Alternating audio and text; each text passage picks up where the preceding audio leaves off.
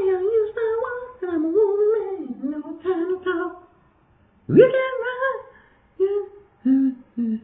Hey, it's Friday, February 12th, 2 days before Valentine's Day, so you guys haven't checked out my Valentine's Day vids. You need to find those, and so you can bone up on what you should have been doing, to get ready for Valentine's Day. On to the main thing here is the Mikkel Kessler and Carl Froch fight for a nice little WBC super middleweight tournament. And what we have here is both of them are coming off of unimpressive fights. Kessler, in the way that he was dominated and blown out of the water by Andre Ward, and Froch, to where he was kind of exposed to a man that he's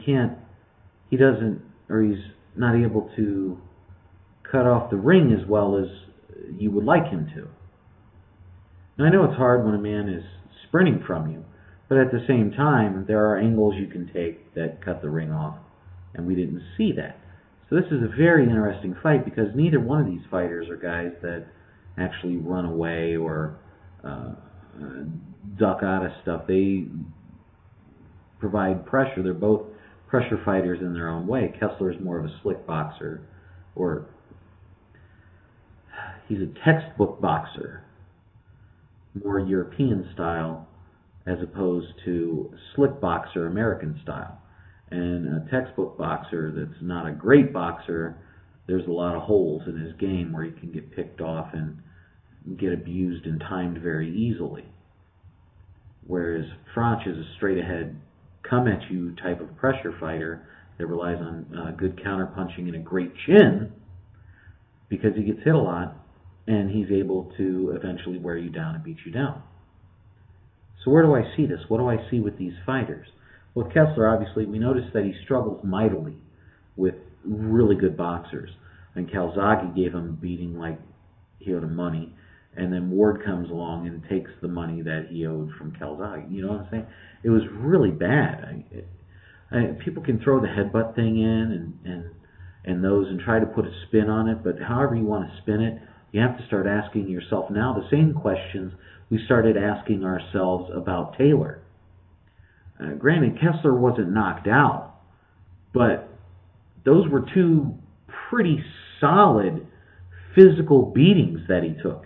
He took a tremendous amount of punishment in those fights. Granted, he didn't go to sleep, but that's the punch that doesn't hurt you. That was, I guess, the missing punch out of all of it was the punch that finally put him to sleep.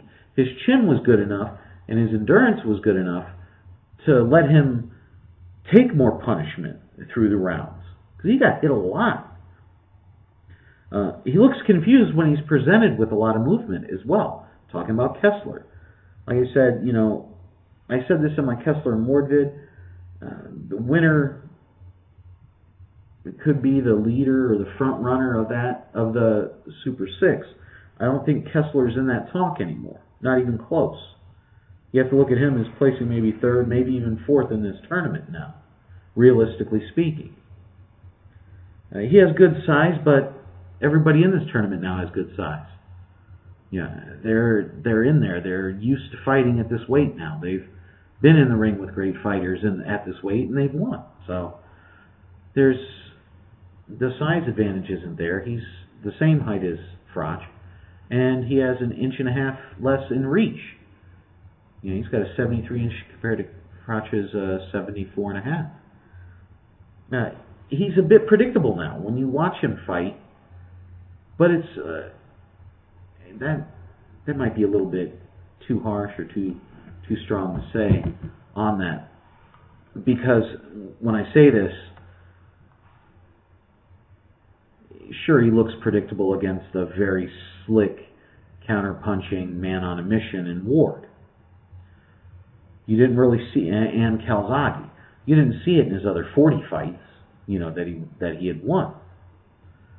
So it's not like he's not a bum. He's a very good fighter. his weaknesses are very good boxers. Froch is not a very good boxer. Okay? And what I mean by that is Froch's footwork is slow. He's not very fast. He doesn't cut the ring off well. Ask Durrell. He was able to run circles around him. But he does apply that constant pressure to Kessler that I think is starting. You see the chinks in Kessler's armor. When he starts getting hit, you start seeing him back down, break down just that little bit. And I'm starting to wonder if maybe that psyche, that invincibility or invulnerability that the fighters have is maybe a little bit lost on Kessler. And Froch is like, dude, the guy ran from me for 12 rounds. What can I do? So Froch is coming off not an impressive win, but a win nonetheless. And Mikkel Kessler is coming off of arguably his worst beating he's ever suffered as a professional. How does he come back from that? What does he do? Does he stand toe-to-toe with Carl Froch? That doesn't seem very likely. Doesn't seem very smart either. Does he try to stand back and box and everything? He's not as slick as Durrell. He doesn't have the movement that Durrell has. So he's going to get caught with a lot more punches than Durrell did, even. Froch is a very solid fighter. So he's not going to be in there to sing and dance with him. He's not there to be his friend. So when I look at all this, they both have good chins. I think Froch has a better chin than Kessler does. They're both good at counterpunching. And I think they're about even on that. With Kessler, he's more of a straight puncher, fires his shot straight. He's got a nice strong jab.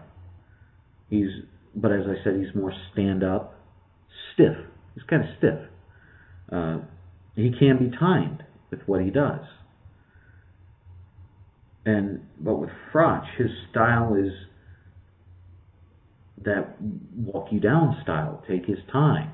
He doesn't get flustered. He doesn't freak out. He doesn't go off his thing. Him and Abraham, I like Abraham's D more though.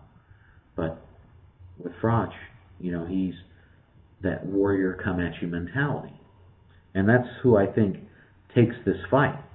I believe that Froch is going to take this fight from Kessler. Do I think it'll go the distance? That's the thing. How much damage did Kessler take? Is he going to be willing to stand in there and take those kind of shots? Calzaghe couldn't put him out, but then again, Calzaghe doesn't try to knock you out. He's broke his hands a billion times, so he's not really looking at trying to get that done. He's not looking at trying to make you an example. Froch just tries to get you out of there, man. And he does pretty good at it. He couldn't catch Durrell because he doesn't cut the ring off, but Kessler doesn't. I think that bodes bad for him. So I think Froch takes this fight, beats Kessler, and I would say decision on this. But with the damage that he's taken, no, I think Kessler plays it safe and can take enough of a beating that it does go the decision. If Froch stops him, I wouldn't be surprised at that at all. But, that's what I have. Carl Froch by decision. The fight's April 24th. I hope you all, get out there and see it. And for those of you that haven't already seen my interview with Tommy Morrison, you really need to check that out. I thought it was a great interview. It was a two-parter. Wound up talking for like 23 minutes. It was great. He's a very personable guy. And, there's like ads and stuff that run there. And if you click on those occasionally, I want to answer all the questions. You know what I'm saying? Spend a lot of time on here. At least that's what the wife tells me. Yeah. All right. Anyway, hope you all have a great day. This is Bigragu.